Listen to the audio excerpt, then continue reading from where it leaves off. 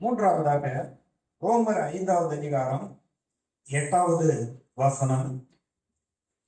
அங்கே கர்த்தருடைய வார்த்தை என்ன சொல்லுகிறது என்று பாருங்கள்.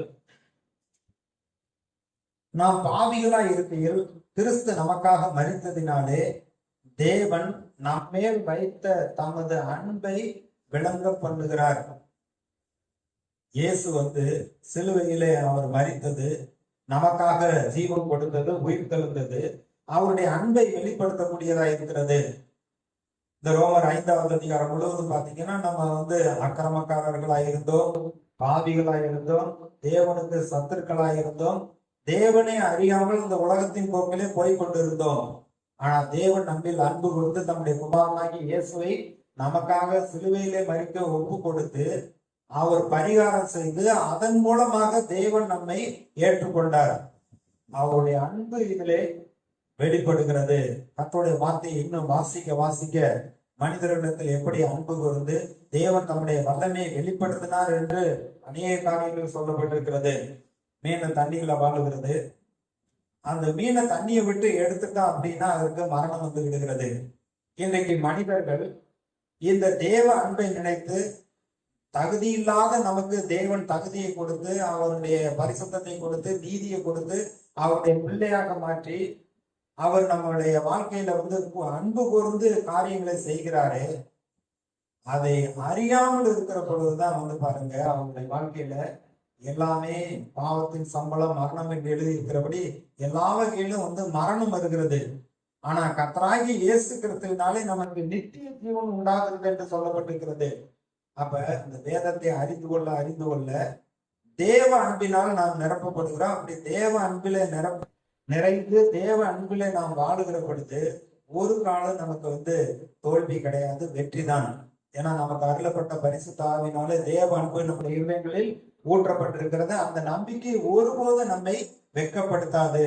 இந்த வேதத்தை வாசிக்க கடவுள் இவ்வளவா நம்ம மேல அன்பு கூர்ந்திருக்கிறாரே, இந்த அன்பிலே நிறைந்து இந்த அன்பிலே இந்த பூமியிலே குடும்பத்திலே சமுதாயத்திலே மற்றவர்களோடு அன்பிலே வாழ வேண்டும் என்று சொல்லுகிறாரே, இப்படி வாழ்கிற பொழுது அன்பு நமக்குள்ள இன்னும் அதிகமாக பூரணப்படக்கூடியதா இருக்கிறது, நிறைவை கொண்டு வரக்கூடியதா இருக்கிறது. 1 யோவான் 4வது அதிகாரம் 8, 9, 10 வசனம்.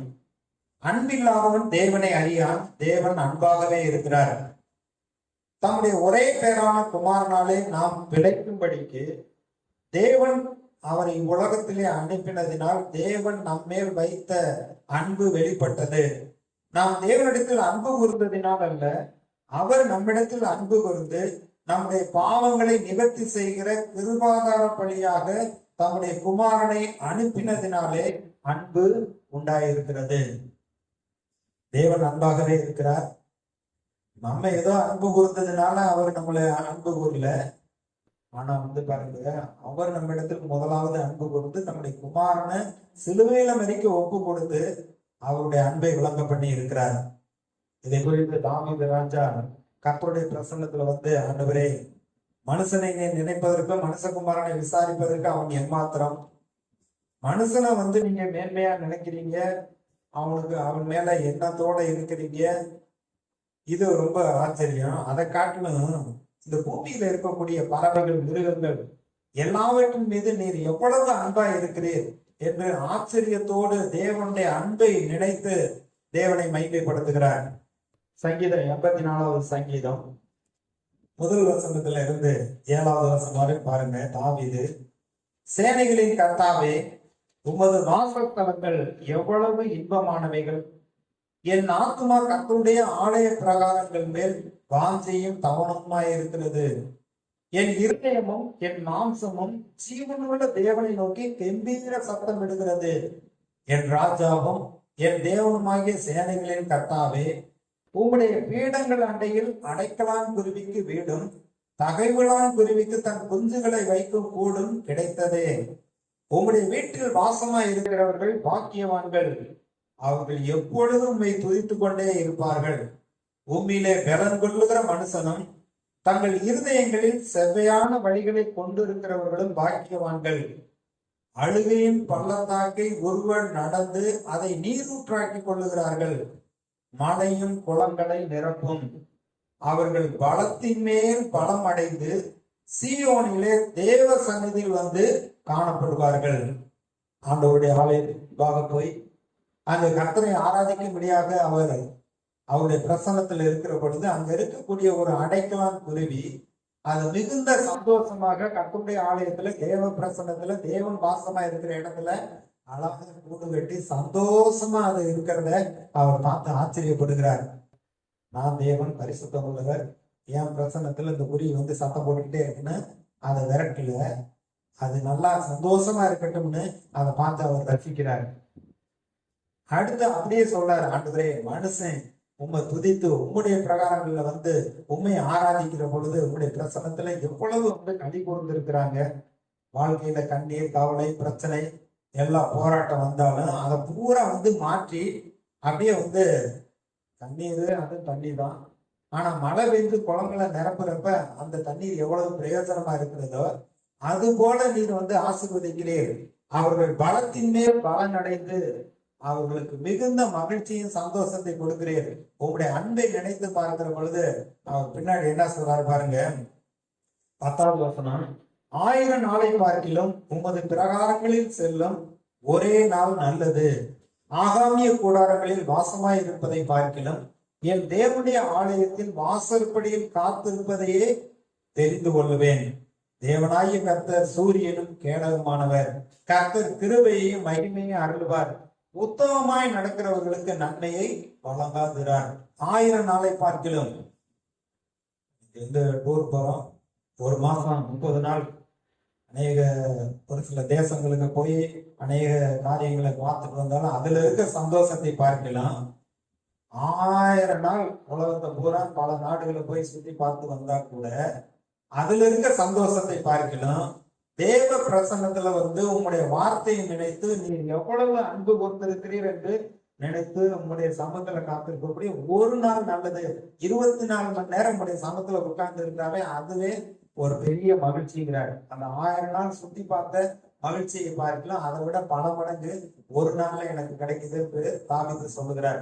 அப்ப வந்து கர்த்தருடைய வார்த்தை வந்து நமக்கு மிகுந்த பலனை கொண்டு வருகிறது. அது ஆண்டவருடைய அன்பை வெளிப்படுத்துகிறது. நாம் மற்றவர்களிடத்தில் எப்படி அன்பு கூற வேண்டும் என்று அந்த அன்பிலே நடந்து கொள்ள வேண்டும் என்று நமக்கு போதிக்கிறது. 4வது, இந்த வேத புஸ்தகம் நமக்கு உள்ளே ஒரு பரிசுத்தத்தையும் ஒழுக்கத்தையும் சரியாக நடந்து கொள்ள வேண்டும், சரியாக பேச வேண்டும், ஒரு சில காரியங்களை நமக்கு வந்து கற்றுக் கொடுக்கிறது. 2 தெசலோனிக்கேயர் 3வது அதிகாரம் 11-12வது வசனம். உங்களில் சிலர் யாதொரு வேலையும் செய்யாமல் வீண் அலுவலக்காரராய் ஒழுங்கற்று தெரிகிறார்கள் என்று கேள்விப்படுகிறோம். இப்படிப்பட்டவர்கள் அமைதலோடு வேலை செய்து தங்கள் சொந்த சாப்பாட்டை சாப்பிட வேண்டும் என்று நம்முடைய கர்த்தராகிய இயேசு கிறிஸ்துவினாலே அவர்களுக்கு கட்டளையிட்டு புத்தி சொல்லுகிறோம். அப்போஸ்தலனாகிய பவுல் தெசலோனிக்கே பட்டணத்தில் இருக்கக்கூடிய விசுவாசிகளுக்கு அவர் ஒரு சில ஒழுங்குகளை சொல்லுகிறார். பரிசுத்த ஆவியானவர் கர்த்தருடைய வார்த்தையை அவர்களுக்கு ஒழுங்குபடுத்தும்படியாக சொல்லுகிறார். அவர்கள் என்ன செய்தார்கள், ஏன் இந்த காரியத்தை இப்படி சொல்லுகிறார் என்றால் 8வது வசனம் பாருங்க. ஒருவரிடத்திலும் இலவசமாய் சாப்பிடாமலும் உங்களில் ஒருவனுக்கும் பாரமாய் இராதபடிக்கு இரவும் பகலும் பிரயாசத்தோடும் வருத்தத்தோடும் வேலை செய்து சாப்பிட்டோம். உங்கள் மேல் பாரத்தை வைப்பதற்கான அதிகாரம் எங்களுக்கு இல்லை என்பதனால் அப்படி செய்யாமல் நீங்கள் எங்களை பின்பற்றவர்களாகும்படிக்கு நாங்கள் உங்களுக்கு மாதிரியாய் இருக்க வேண்டும் என்றே அப்படி செய்தோம். ஒருவன் வேலை செய்ய மனதில்லாது இருந்தால் அவன் சாப்பிடவும் கூடாது என்று நாங்கள் உங்களிடத்தில் இருந்த பொழுது உங்களுக்கு கட்டளையிட்டோமே. என்ன சொல்கிறார், ஊழியக்காரர் சபை ஆரம்பித்து அங்கே தெசலோனிக்கே பட்டணத்துல சபை ஊழியம் நடந்து கொண்டிருக்கிறது. அப்படி ஊழியம் அங்கே ஆரம்பிக்கப்பட்டு செய்து கொண்டிருக்கிற பொழுது அவர்கள் வேலை செய்ய வேண்டிய அவசியம் இல்லை, அவர்கள் கொடுக்கறத வைத்து அவங்க சாப்பிடலாம். ஆனா அவர் சொல்றாரு, உங்களுக்கு பாரமாயிராதபடிக்கு எங்களுடைய கைகள்னால வேலை செய்து உங்களுக்கு உதவி செய்தோம். ஆனா நீங்க ஆண்டவரை ஏற்றுக்கொண்ட ரட்சிக்கப்பட்ட கர்த்தருடைய பிள்ளையா இருக்கிறேன் ஊழியர் சென்று எந்த ஒரு வேலையும் செய்யாமல் அவர்கள் வீண் அலுவலக்காரர்களாக சுட்டி கொண்டு அப்படி இருக்கிற பொழுது அங்கே சாட்சி கெடுக்கிறது. அதனாலதான் அவர் சொல்லுகிறார், கர்த்தர் எப்படி அழைத்திருக்கிறாரோ, என்ன செய்ய வேண்டும் என்று சொல்றாரோ அதை ஒழுங்கோடு செய்து வேலை செய்து பிரயாசப்பட்டு அவர்களுடைய சொந்த சாப்பாடை சாப்பிட வேண்டும் என்று சொல்லுகிறார். வேலை செய்ய மனதில் இருந்தா சாப்பிடவும் கூட கூடாது என்று சொல்லுகிறார். பாருங்க, நம்ம கொடுக்கப்பட்டிருக்க வாழ்க்கையில கடவுள் நமக்கு என்ன காலம் திறமையை கொடுத்திருக்கிறாரோ அதை கண்டிப்பாக பயன்படுத்தி அதை மற்றவர்களுக்கு பிரயோஜனமாக பயன்படுத்துகிற பொழுது அதன் மூலமாக நம்முடைய வாழ்க்கை போஷிக்கப்படும், பாதுகாக்கப்படும். மற்ற மனிதர்களை சார்ந்து அல்ல, மற்ற குடும்பத்தாரை சார்ந்து அல்ல, நாம் கர்த்தரை சார்ந்து அவரை விசுவாசித்து வாழுகிறோம் என்பதற்கு ஒரு முன்மாதிரியாக எடுத்துக்காட்டாக இருக்கிறது. அப்போஸ்தலனாகிய பவுல் அவர் கூடாரம் பண்ணுகிற வேலை செய்து கொண்டே அவர் அநேக பட்டணங்களில் போய் சுவிசேஷத்தை அறிவித்தார். அவர் என்ன சொல்லுகிறார்? இந்த ஒழுங்கை கொடுத்து சொல்லுகிற பொழுது ரோமர் 13வது அதிகாரம் முதல் 3 வசனத்துல சபை மக்களுக்கு என்ன சொல்கிறார்? மேலான அதிகாரத்துக்கு கீழ்ப்படிய வேண்டும் என்று சொல்லுகிறார். எந்த மனுஷனும் மேலான அதிகாரம் உள்ளவர்களுக்கு கீழ்ப்படிய கடவன். ஏனென்றால் தேவனாலே அன்றி ஒரு அதிகாரம் இல்லை. உண்டாயிருக்கிற அதிகாரங்கள் தேவனால் நியமிக்கப்பட்டிருக்கிறது. ஆதலால் அதிகாரத்துக்கு எதிர்த்து நிற்கிறோம், தேவனுடைய நியமத்துக்கு எதிர்த்து நிற்கிறான். அப்படி எதிர்த்து நிற்கிறவர்கள் தங்களுக்கு தாங்களே ஆக்கினையை அறிவித்துக் கொள்கிறார்கள். மேலும் அதிகாரிகள் நற்கிரியைகளுக்கல்ல துர்க்கிரியைகளுக்கே